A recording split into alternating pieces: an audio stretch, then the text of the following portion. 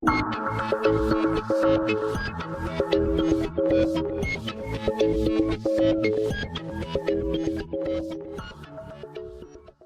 प्रश्न की वीडियो में जी मैं उपस्थित हूँ। प्रश्न आमंत्रित।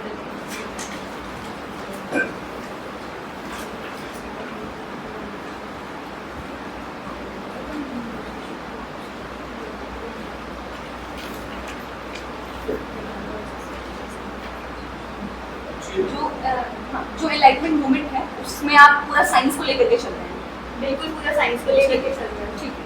तो आप मानते हैं, आप कहते हैं कि वो चीज़ों को गलत प्रूफ कर रहा है, गलत चीज़ों को सही प्रूफ कर रहा है, क्या गलत चीज़ों को सही बता रहा है क्योंकि उसे अपना वर्चस्व है। जो चीज़ें गलत थी उसको सही बताने की कोशिश कर रहे हैं साइंस के माध्यम से।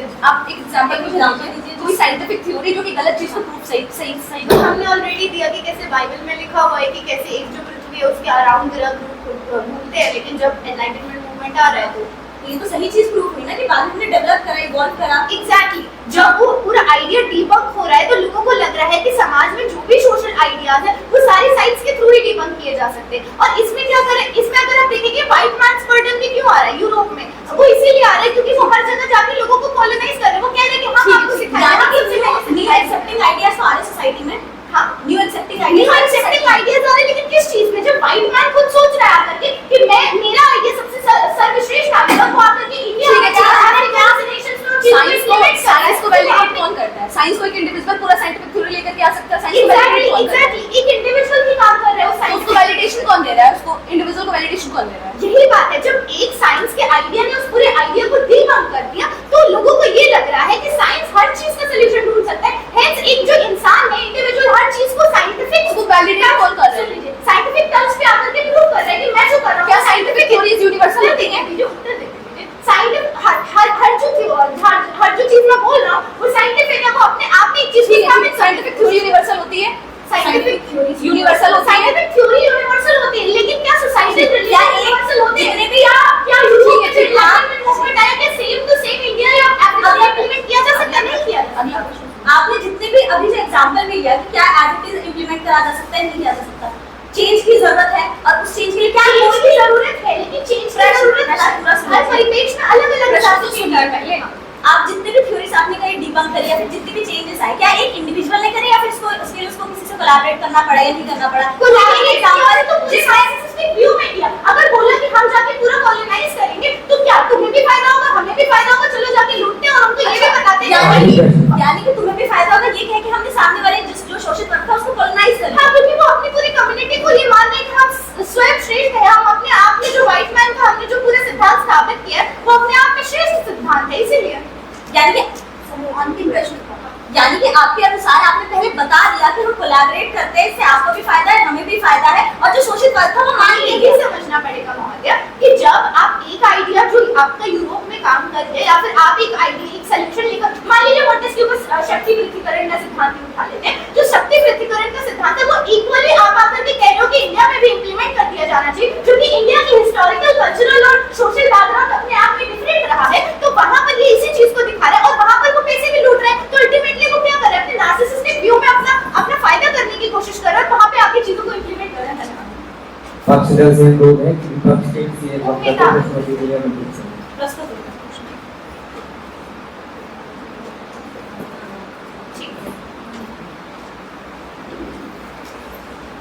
क्या आप मानती हैं कि पहले का जो पूरा समाज था वो अपने आप में अत्यंत शोषणकारी समाज था? एनलाइटमेंट से पहले बहुत ज्यादा शोषण हुआ करता था। एनलाइटमेंट से पहले बहुत ज्यादा शोषण हुआ करता था। किसका शोषण होता था? मौजूदा समाज के हर वर्ग का अलग-अलग पैमानों पे शोषण हो सकता है। इर्रेशनल बेसिस पे शोषण होता था, मतलब कि एक जो शोषण होता था वो अतार्किकता के आधार पर होता था।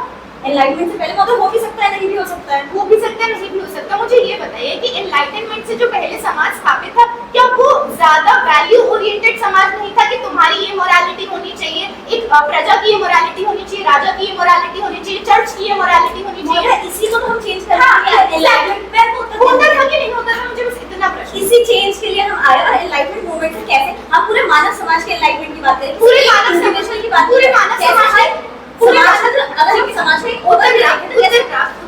पूरे मानव समाज के एनलाइटमेंट की आप जब बात कर रहे हैं, आप फिर जो एनलाइटन मूवमेंट है क्या वो यूरोप में नहीं आया था?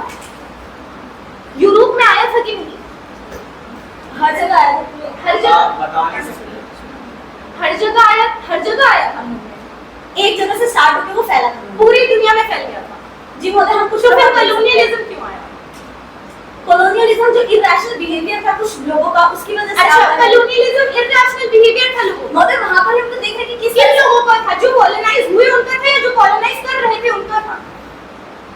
जो कॉलोनाइज कर रहे थे उनका था या जो कॉलोनाइज हुए उनका था? मतलब जब हम देख रहे हैं कि किसी भी आप जब कॉलोनी फॉर्मेशन की हमने बात करी तो कैसे एक बार में अपना वर्चस्व स्थापित कर क्या यूरोप के भी 12-13 जब भी कॉलोनाइज, क्या यूरोप के भी 12-13 स्टेट्स जाके कॉलोनाइज नहीं करते अमेरिका, अफ्रीका और इंडिया जैसी कंट्रीज को? जी हाँ करते हैं, परंतु एनलाइटमेंट सबसे पहले वहां पे आया। एनलाइटमेंट आया एनलाइटमेंट आया, इसीलिए इतने सारे जो हम रेवोल्यूशंस देखते हैं। और रेवोल्यूशंस किस बेसिस पे? और उन्होंने जो रेवोल्यूशन बिहेवियर था उसको तोड़ा। कोई भी व्यक्ति किसी के साथ कोलैबोरेट कर पाता है जब वो अपने नार्सिसिस्ट ट्रिक सिर्फ अपने आप को छोड़ता है और ये म्यूचुअल कोलैबोरेट करके वो किसी और का हाँ, ये सारे रेवोल्यूशन अपने आप में सही थे। अगर रेवोल्यूशन की बात की जाए तो इंडस्ट्रियल रेवोल्यूशन जहाँ पे एटम बॉम्ब्स बनते हैं, जहाँ पे वैल्यू एडिशन समाज को देता है, क्या वो भी सही था? मतलब इंडस्ट्रियल रेवोल्यूशन सिर्फ एटम बॉम्ब बनाना नहीं है। इंडस्ट्रियल रेवोल्यूशन में कैसे कितने सारे जो वर्ग थे उनको लाइवलीहुड मिला, वहाँ पर लाइवलीहुड के साथ साथ कैसे पूरा सोसाइटी का डेवलपमेंट हुआ। वहाँ पर जो हम पूरा एक वर्ग देखते हैं कि वो किसी एक सेक्टर ओरिएंटेड थे, उस सेक्टर को डाइवर्सिफिकेशन मिला, जिससे कि अगर हम ओवरऑल इकोनॉमी देखें वो कितनी ज्यादा बूम हुई है, जिसकी वजह से पूरे जो समाज है वो एक पॉजिटिव ग्रोथ में गया है। धन्यवाद। विपक्ष दल से आप रहे हैं कि नेता को शूटिंग के लिए मदद करें।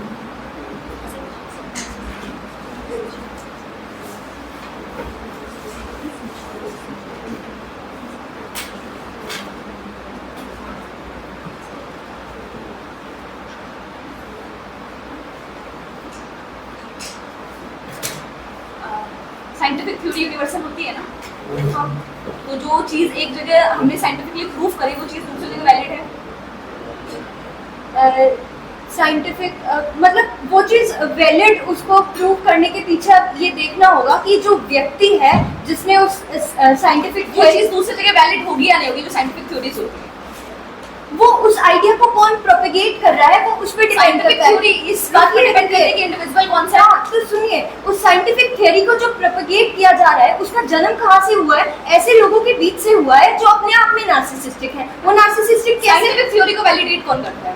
और साइंटिफिक थ्योरी आपने एक एग्जांपल बताइए जिसमें कि वो व्यक्ति नार्सिसिस्ट था या फिर ऐसा कोई बिहेवियर साइंटिफिक थ्योरी के कॉन्टेक्स्ट में जो कि जन्मा हो। क्या सवाल पर आपने कहा ना कि ना साइंटिफिक थ्योरीज जो जनरेट हो रही है वहाँ का जो जनरेशन सोर्स है वो नार्सिसिस्ट था, तो एक एग्जांपल यूरोप में जो वो चीजें कर रहे हैं, यूरोप में कौन से डेवलपमेंट, साइंटिफिक डेवलपमेंट की बात करते हैं, साइंटिफिक थ्योरी बताइए। ठीक है ऐसे डायरेक्टली मैं आपको बताती हूँ कि जैसे इंडस्ट्रियल रेवोल्यूशन वो लोग लेके आए तो उसके अंदर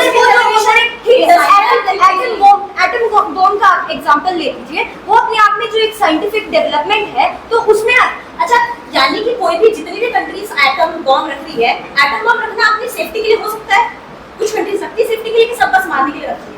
जी उसकी शुरुआत कैसे हुई है वो हमें देखना होगा। उसकी शुरुआत अपने आप की सेफ्टी के लिए भी रख सकती है, अपने आप में उसकी शुरुआत कैसे हुई है, दूसरों को वो अपने आप को शुरुआत के बाद अपने डोमिनेशन को प्रूव करने के लिए अपनी सेफ्टी के लिए कुछ मेजर्स अटेन करना, क्या वो नार्सिसिस्ट बिहेवियर है? जब बात करें एटम बॉम्ब की हर टाइम पे, एटम बॉम्ब की जो हम बात कर रहे हैं वो हम इस कॉन्टेक्स्ट में कर रहे हैं कि जो एटम बॉम्ब की जो अपने आप में एक साइंटिफिक डिस्कवरी है, जो एनलाइटनमेंट का एक अपना आइडिया है, जो एक साइंटिफिक टेम्परामेंट को बढ़ावा दे रहा है, और जब वो बढ़ावा दे रहा है तो उसमें व्यक्ति जो है अपने आप को ही सुपीरियर बीइंग मान रहा है, और जब वो सुपीरियर बीइंग मान के ऐसी चीज अपनी सेफ्टी के लिए इंसान कंट्री नहीं रखती है एटम बम अपने पास। महोदया यहाँ पर सवाल जो है वो यहाँ पे ये है कि एनलाइटनमेंट मूवमेंट के बाद में जो इंसान है वो ठीक है इस सवाल का जवाब दीजिए ना, वो सवाल क्या है उसको छोड़िए। सेफ्टी के लिए रखती है कोई कंट्री एटम बम?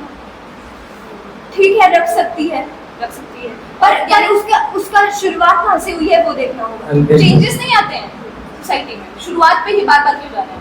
पर वो चेंजेस को गाइड कौन कर रहा है, उन चेंजेस को ड्राइव कौन कर रहा है वो भी तो हमें देखना होगा। उन चेंजेस को ड्राइव अपने आप से, उन चेंजेस को प्रोपेगेट किसने किया है? उन्हीं व्यक्तियों ने जो उस एनलाइटनमेंट मूवमेंट से प्रभावित है, और वो एनलाइटनमेंट मूवमेंट से प्रभावित होकर अपने आप में जो आत्ममुक्त बन गए हैं, तो वो उन चीजों को, चेंजेस को हर जगह प्रोपेगेट कर रहे हैं।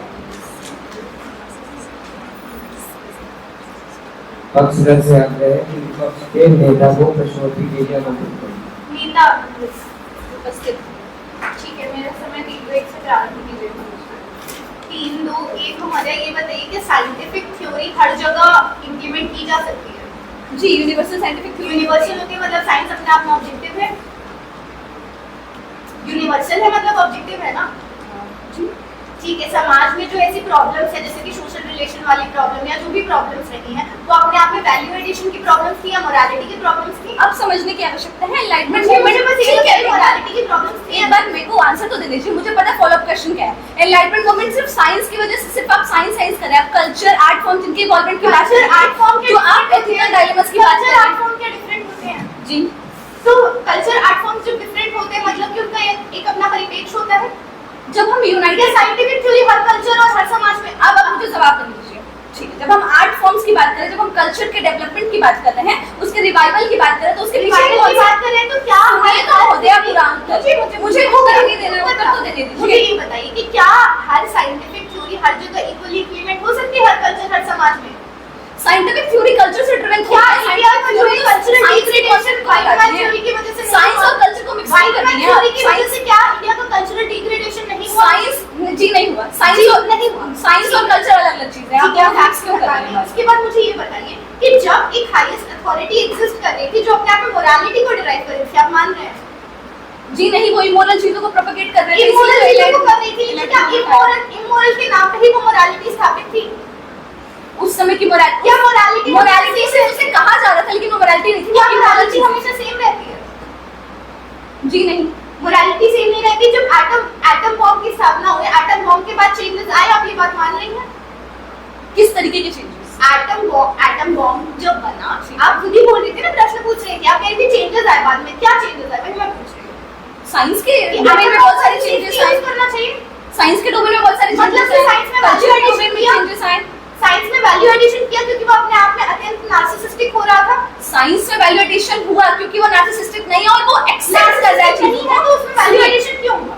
क्योंकि वो एक्सेप्ट कर रहा है चीजों को। अगर कुछ गलतियां की गई है तो उन गलतियों को चेंज करना है, हमें किस तरीके से बदलाव करना है, उसमें एक्सेप्ट करना है। एक्सेप्ट कर रहे हैं। वो एक समाज है जहां पर अंतिम प्रश्न है, एक समाज जहां पर हर चीज मोरालिटी की स्थापित हो रही थी और जब एनलाइटनमेंट एक डिग्री में आकर के साइंस को स्थापित करा और अब उसी चीज को हर कॉलोनी हर कंट्री में स्थापित करने की कोशिश करें, वो अपने आप में कहां तक सही और वो कैसे नार्सिसिस्टिक व्यू को नहीं दर्शाता? जी, जैसा कि हमने बताया, साइंस जो है, जब आपने बताया सोसाइटी स्टैटिक होती है, सोसाइटी स्टैटिक होती है, पर जो साइंस है वो यूनिवर्सल साइंटिफिक थ्योरीज को लेकर के चलता है, यानी कि जो थ्योरीज होती है वो हर जगह पे सेम तरीके से लागू की जा सकती हैं। और जब लागू की जा सकती है तो किस तरीके से एनलाइटमेंट मूवमेंट के बाद साइंस ने अपने अंदर चेंजेस को इनकॉर्पोरेट किया, जो इमोरल चीजें थी उनको चेंज किया, चीजों को एक्सेप्ट करना शुरू किया, और एक्सेप्टिंग जो नेचर है वो अपने आप में किस तरीके से बताता है कि वो नार्सिसिस्टिक बिहेवियर नहीं था, आत्ममुग्धता नहीं थी।